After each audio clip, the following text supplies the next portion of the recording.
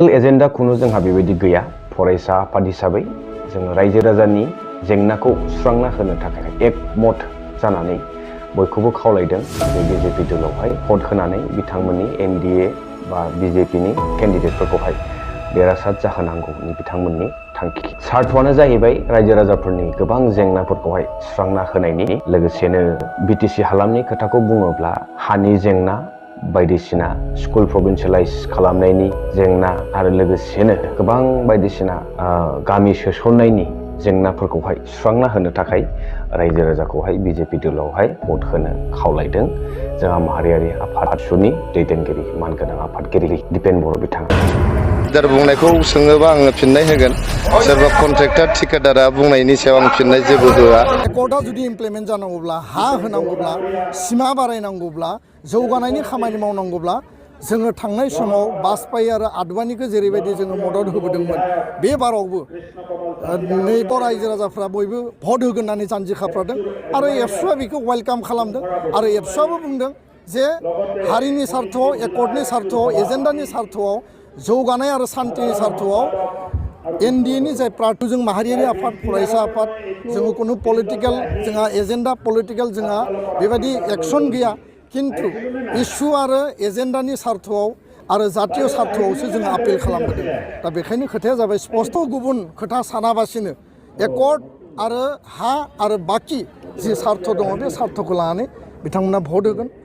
खुलुमबाय हेल' एसबि ब्लगनि नायगिरि नोंथांमोन फिन खनसे हेल' एसबि ब्लग चेनेलाव बयखौबो आंनि गोसो गोरबोनिफ्राय बरायनाय थाबाय स' नोंथांमोना नुनो हाबाय पर्टेल निउसफोरनि गेजेरजों ससियेल मिडियायावबो नोंथांमोना गोबां नैबेखौहाय सावरायलायनाय जागासिनो दङ आरो बेनि बागै गोदान आपडेट्स होनो गोनां दंबावो होननानै आं सानाखै बिराद गिदिर मोनसे पलिटिकेल बमा बेरफ्रुसारनाय जानो थांगासिनो दं होननायखौथ' नोंथांमोना अलरेडि नुबाय स' बे माबायदि बमामोन माबायदिहाय बेरखो आरो बहा बहा मा गोसारखो मा खहा जाखो सोरनि मा मुलाम्फा जाखो बेखौथ' जोङो हमदांना मोनासै जा जियानो हक जोंहा मानगोनां इएम रन्जित बसुमतारी बिथाङासो मोनथिसिगोन दा बमाया बेसेबां गिदिरमोन आरो माबोरैहाय बेफ्रुनायमोन आरो मा खहा लाबोखो आरो सोरनि मा मुलाम्फा लाबोखो स' बेखौ दोनथ'नानै नोंथांमोनजोंहाय दिनै गुबुन आलादा टपिक रायलायनो सानदों बेनि गेजेरावनो मोनसे खोथा गोसोखांदों आङो दिनै दानिसो दसे सम आङो जिरायनाय समावहाय इउपिपिएल दोलोनि जेनेरेल सेक्रेटारि बिथां राजु नार्जारी बिथाङा मानगोनां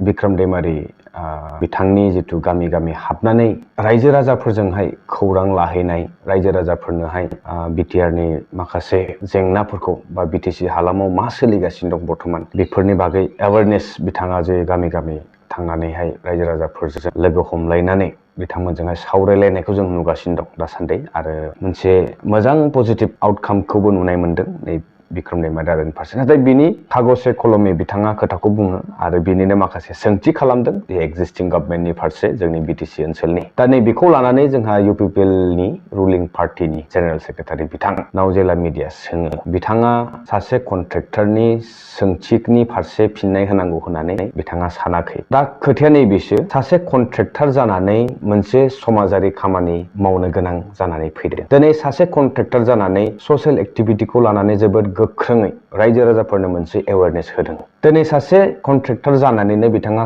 कागजे कलमे सरकारनि खामानि जाफुङैखौ बा माखासे मोनथिस'यै रायजो राजाफोरा मोनथियै बाथ्रा खोथाफोरखौहाय बिथाङा दिनै सोराङाव लाबोनानै होदों नाथाय सरकारा बेनि फिननायखौ होनाङा आरो होनांगौबो बिथांमोना सानाखै दिनै सासे कन्ट्रेक्टरानो दिनै गोबां गामि ओनसोलाव रायजो राजाफोरजों अनसायजादों जि खामानिखौ दिनै नोंथांमोन बायदि पार्टिनि पलिटिकेल ससियेल वर्कार्सफोरा गोख्रों नोंथांमोना पार्टिनि दैदेनगिरिफोरा दिनै मानो बै माखासे सिखोमाना थानाय सरकारनि जिथु जाफुंसार महर मोनै बा नोंथांमोननि जिथु खुगाजों बुंनाय नाथाय प्रेक्टिकेलि जाफुंनाय खामानिफोरखौ मानोथो दिनै नोंथांमोना एथ' सम बिसायख'थि सौफैजासिम सरकारानो समसा जोबहां जाजासिम बैफोर खोथाखौ मानो सिखोमाना दोननाय दिनै रायजो राजाफोरा मोनथिनो लुगैदों आरो रायजो राजाफोरनि इमेज जानानै मानगोनां बिक्रम दैमारी बिथाङा दिनै सोंथि खालामदों बेनि फिननायखौ जोंनो नांगौ नाथाय नोंथांमोना बेनि फिननायखौ होनांगौ होननानै सानाखै थिगानो दङ बेलाफारसेथिं जोंहा माहारियारि आफादनि आफादगिरि दिपेन बर' सारा बुंदों बे आलादा खोथा जाहैसिगोन जे बिसायख'थिनि सिगां आखरे जुदि बिटिआरनि दफाफोरा मावफुंजायाब्ला जोङो सोमावसारफिनगोन होननानै बिथाङा बुंदोंमोन बुंनाया बुंबाय थागोन आरो मावनाया बेसेबां आवगायदों बेखौबो जों बयबो मोनथिखागौ। दिनैनि समाव बे गोदान बाथ्रा नङा। जेरैहाय जोङो बारग' आफादगिरि बिथांनि खोथाखौ बुङोब्ला बिथाङाबो गोबां खोथा बुंलांबाय आरो बुंनायनि गेजेरजों दिनै बुंबाय आलादा नाथाय मावबाय आलादा।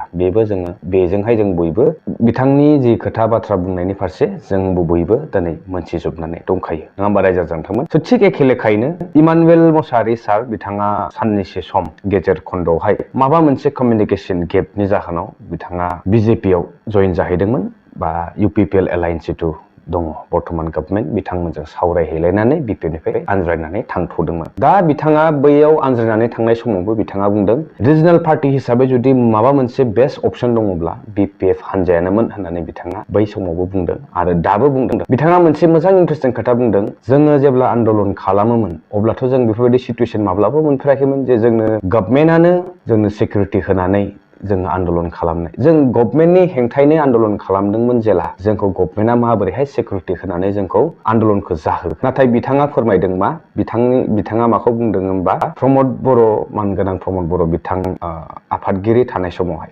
बिथांनो उन सिगां सिकिउरिटि होयोमोन गभर्नमेन्टआनो आरो गभर्नमेन्टनि हेंथायैनो बिथाङा माखासे आन्दलननि प्रग्रामफोरखौहाय लादोंमोन।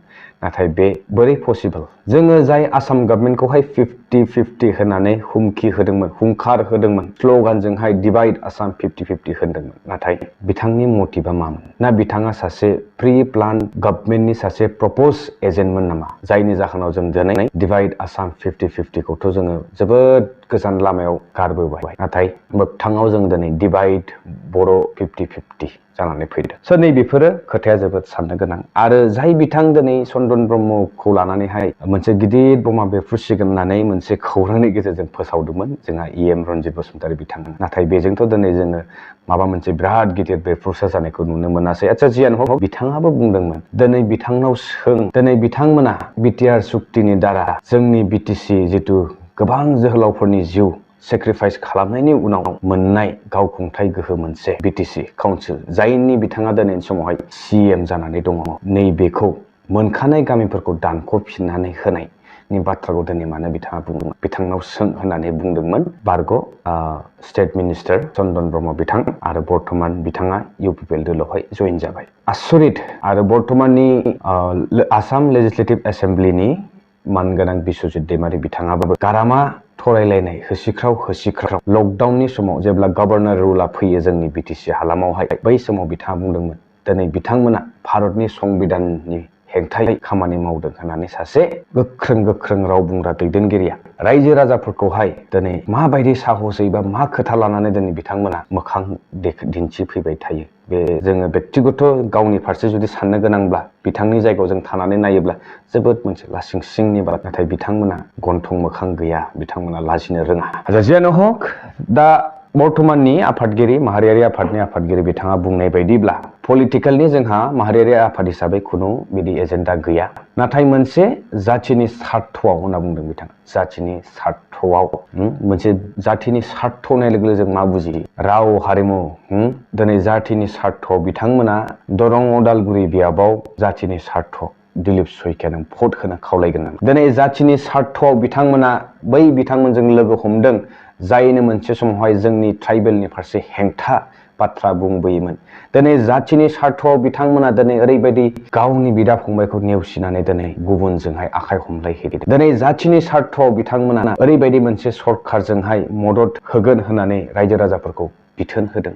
बे जाथिनि सार्थआव नामा? दिनै बिथांमोना उन सिगां सरखारजों खुगाजों बिथांमोना गैया होनब्लाबो सरखारनि खामानि खुनु बिथांमोना मावा होनब्लाबो दिनै रायजो राजाफोरा बयबो मोनथियो बिथांमोना माहारियारि आफाद जानानै दिनै सानैसो दैदेनगिरिफोरनि थाखाय आफादखौहाय बिथांमोना मोनसे गुबुंले लामायाव लांनायखौ जोङो नुनो मोनदों। आरो जायनि जाहोनाव दिनै बिथांमोना बुंदों बयबो ज'है एनडिएखौ मदद होनांगौ होननानै। नाथाय जोङो दिनै नुदों जोंनि माहारियारि आफादखौहाय नैबे सानैसो दैदेनगिरिफोरनि थाखाय रायजो राजाफोरा बिथांमोननि बेले बेजे बाथ्राफोरावहाय कनफिउसन जानानै दङ। बिथांमोननि खुगा फारनै रावखौहाय दिनै हमदांना मोनाखै आरो जायनि जाहोनाव दिनै बिथांमोनखौहाय फोथायनो थाखाय जोबोद गोब्राब मोनदों। दिनै बिथांमोना बर' रायजो राजाफोरनि गेजेरावहाय बिदा फंबायनि गेजेरावहाय मोनसे ज' बोजबलायनानै खामानि मावफुंनो हायैयाबो नैबे मोनसे माहारियारि आफादनि जोबोद गिदिर मोनसे फेइलार।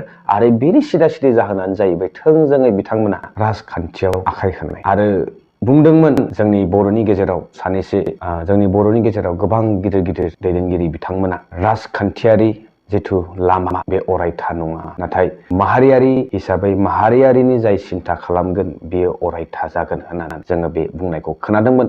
नाथाय दिनै जोंनि माहारियारि आफादनि जायखौ जोङो बर'नि सिनस्रि होननानै बुङो, बिथांमोनानो दिनै बिथांमोनबायदि दैदेनगिरिफ्रा दिनै गोबां लाइमोनफोरखौहाय माखासे गुलाय गुजाय क्रिटिकेल गुलाय गुजाय बिथांमोननि गुलाय गुजाय बाथ्रा खोथाजोंहाय दिनै गोजाव होनो नागिरदोंमोन। दिनै सोंथि खालामदों गोबां रायजो राजाफोरा माहारियारि आफादा दिनैनि समावहाय मानो मोजाङाव नङा, नाथाय माहारियारि आफादा दिनै मानो बयनिबो गोसोआव जायगा बानायना लानो हायाखै। रायजो राजा नोंथांमोना नैबेनि फारसे मा साननाय दङ, मा सानदों? फैबाय थानाय समफोराव जोङो थारैनो माहारियारि आफादनि खावलायनाय मथे थांनांगौ ना जोङो जोंनि हारिनि सार्थ, जोंनि हारिनि सोरबा केन्डिडेटनो जोङो भट होनांगौ? बे नोंथांमोननि आखायावसो दङ। चइसआ नोंथांमोननि, डिसिसना नोंथांमोननि। आरो गणतान्त्रिक हादोराव बयहाबो गाव गावनि भटनि मोन्थायनि गेजेरजों गावनि चइस मथे गोसो खुसियै बिजाथि सायख'नायनि बयहाबो मोन्थाय दङ होननानै आङो नैबे दिनैनि भिडिअखौ नैबेखिनियावनो फोजोबबाय। आरो भिडिअनि गेजेरावहाय माबाफोर गोरोन्थि जालांबायबा आसा खालामदों नोंथांमोनखौ निमाहा होगोन होननानै। बिदिब्ला लोगो मोनबावसिगोन